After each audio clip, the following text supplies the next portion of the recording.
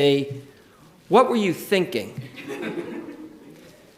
And it was even more difficult in writing these comments for this morning for me to pick out just one story in which he said that to me. So here it is. I'll tell you one of those times. It was in high school. I borrowed my father's car. Yeah, you can tell where it's going already. And I was on the highway, and I swear to God, I have no idea how it happened, but I hit a brick. It immediately punctured the passenger side front tire. Being the responsible person that I am, I called a tow truck, had the car brought to a garage, had the tire replaced, and since there was no need to tell my father, since I had fixed it, I let it go. You know what they say, no harm, no foul. And I knew how upset my father would be, and so I just chose not to tell him. So I returned the car to the driveway, and no one was any worse for the wear. Until a few weeks later, my father said to me, "Do you remember that night you borrowed my car?" I said, "Of course. Thank you so much." He went on to ask, "Did anything happen to my car that night?" To which I said, "No. Not that I can think of." That's when things really went sour. You know, Joni spoke of how important it is to control your anger. My father's volume got louder. Well, he said to me, "I've noticed that for the past few weeks, my car has been pulling to the right." So I had to take it to a garage to see what was going on, and then I knew I better come forward with the truth. The gig is up, so to speak, as they say. And I figured it was time to take my lumps. There was no way to play this game any longer. So I gave up and I admitted to the event, to which my father said, "Jay, what were you thinking?" You see, I had cracked the axle on his car. To which I can recall my father's expression, "Jay, what were you thinking? Why didn't you tell me how dangerous that could have been?" He said, "I can't believe you did that to my car." But you get the idea. We all do things in our lives. There's always moments in which we say either to someone else or at least to ourselves, "What were we thinking?" And if we wanted to, we could unpack so many moments in this morning's Torah reading in which we could ask the question of any given player in that story of Joseph going from childhood to adulthood. We could have asked anybody the question in that story, "What were you thinking?" Just to play it out for a minute, when the brothers decide to kill their brother by throwing him in a pit, someone could have said to them, "What were you thinking? Trying to kill your brother?" And then when Judah says, "You know what? Maybe we shouldn't kill him. We should send him to Egypt. We'll sell him into slavery." Somebody could have said, "What were you thinking?" Or the times when Joseph, as a small child, lorded over his brothers the fact that he would become more powerful than them, that he would be greater than they are, that he was smarter, that he was better equipped, that he would become powerful and they would remain weak. Anybody could have said to Joseph, "What are you thinking? Why would you share that, even if it is your vision of the future?" You know this story well. And this is the moment that I want to focus on most. You know the story well because Andrew Lloyd Webber in 1972 told us the story. I remember I saw it with Donny Osmond. Something I'll never be able to unsee. For those of you in the room who did see Donny Osmond in it, he didn't look like the Donny Osmond we know today. He was more fit, let's say, and wearing only a loincloth. Enough of that image. I just felt if I was scarred by it, so should you. So you know the story. Jacob loved Joseph more than any of his other sons. We know that Joseph is a brat. We know he's a tattletale. Joseph is arrogant, and guess what? His brothers can't stand him. And Jacob knows it. A slightly more detailed version of the story goes like this. Joseph's brothers were out shepherding. Joseph reports back to Jacob about how lazy they were and how they were basically lounging around doing nothing.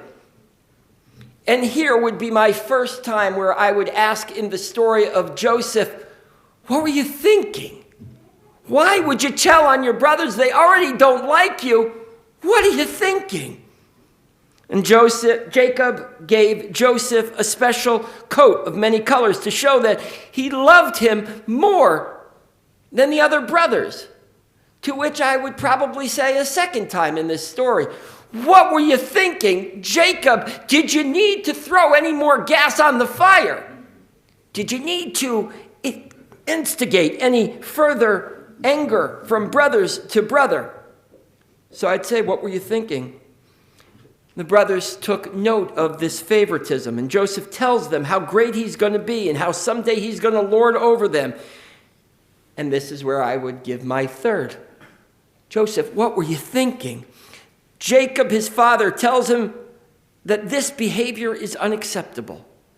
Jacob actually reprimands Joseph for this approach, but the damage has already been done. You see, the brothers already can't stand him.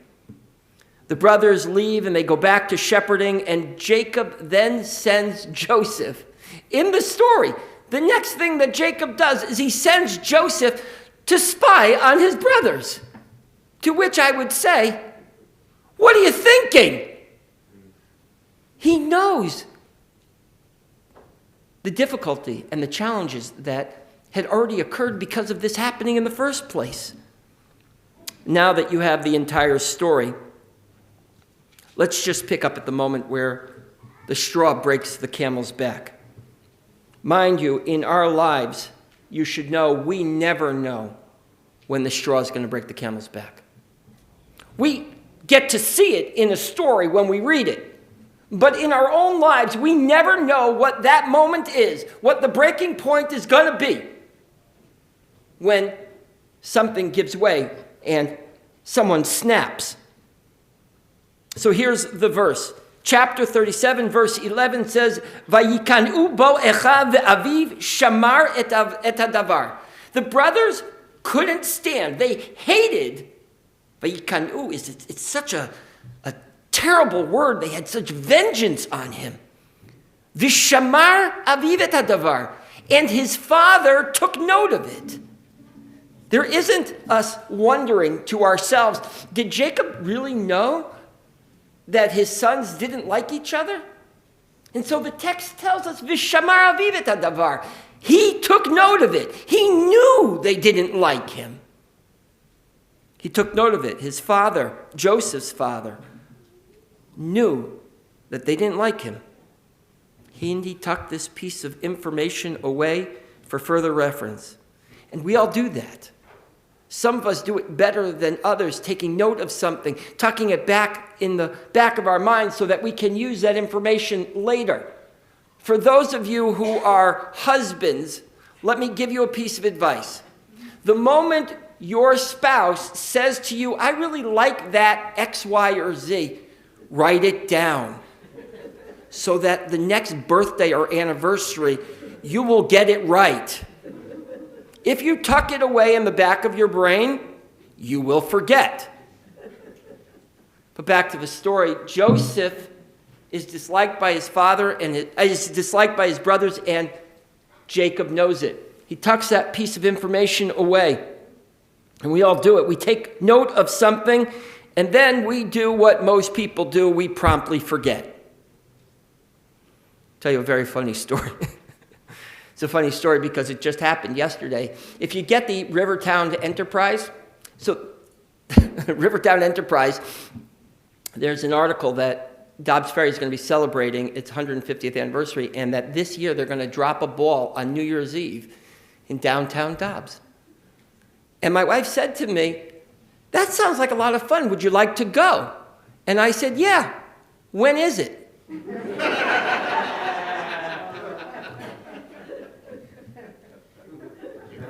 We take note of things, and then they go right out of our brains.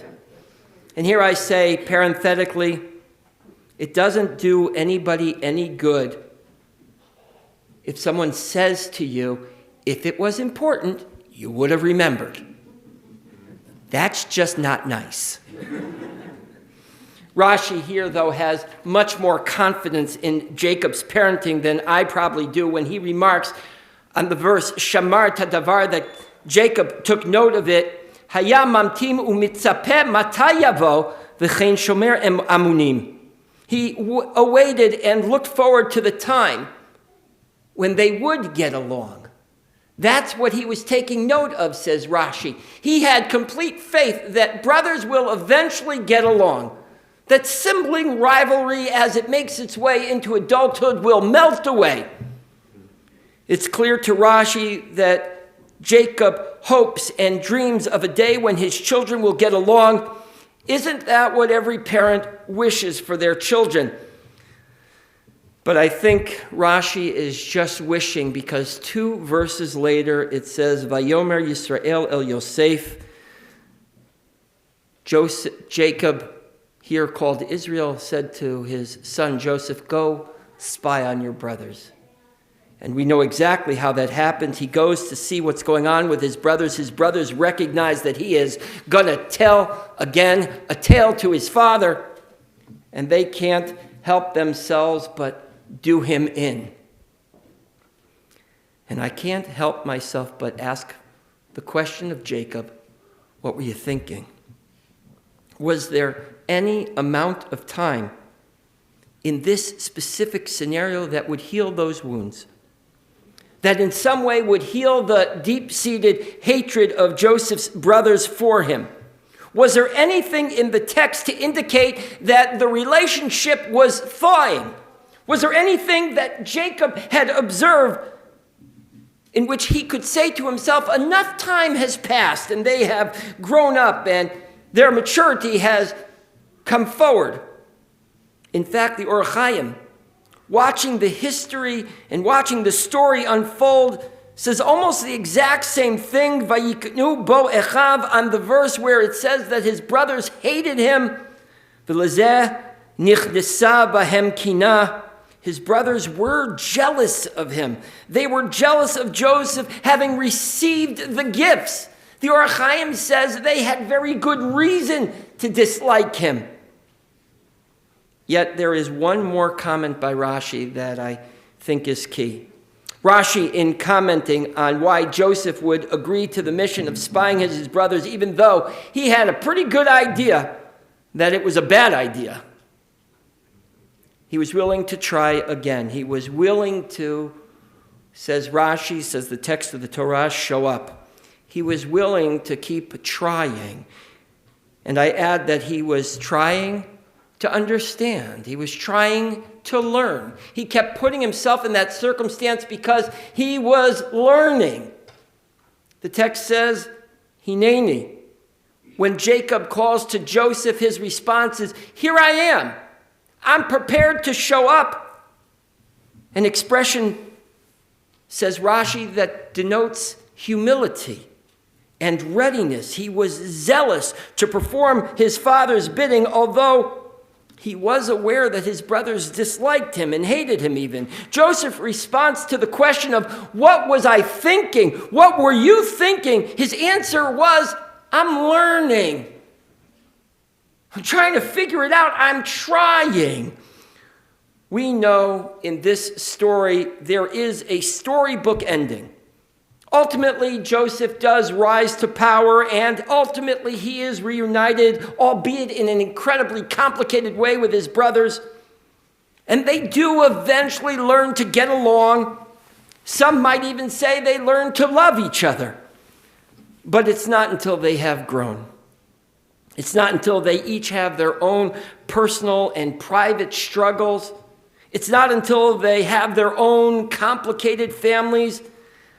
But that's how life works. It's how we build our tool chests of getting along with each other, of learning to interact in a positive, productive way. You know what they say in hospital settings? See one, do one, teach one. Jacob and Joseph in particular, is seeing, learning, and then is an ultimate teacher for us. I remember there was a commercial in the 1970s for a school called ITT, the Technical Institute, the International Technical Institute. It was a commercial for mechanics. And the tagline of the commercial was, with every step you learn, you'll gain an ability to use a new tool.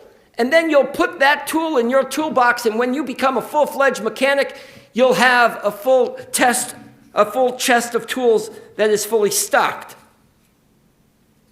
Joseph's response to watching the mistakes his father made, Joseph's response to the mistakes that he made wasn't to say, I'm going to disappear. I've made so many mistakes, I'm worthless. In fact, his response is the opposite. Hineni, here I am. I'm learning. I'm trying. These mistakes won't break me. These mistakes won't define me. They'll just be mistakes that I put in my tool chest to be able to learn from. Look, mistakes happen in life. We all make them. And sometimes, like in my case, we make those same mistakes over and over again. But our response can never be to give up. Our response can't be to shy away and disappear. Our response has to be every time, Hineni, here I am. I'm going to continue to show up. I'm going to keep trying. I'm going to keep learning. Mistakes won't break me. Mistakes won't define me. I'm building my tool chest. Shabbat Shalom. We continue with Musaf, page 184. Chatzi Kaddish, please rise.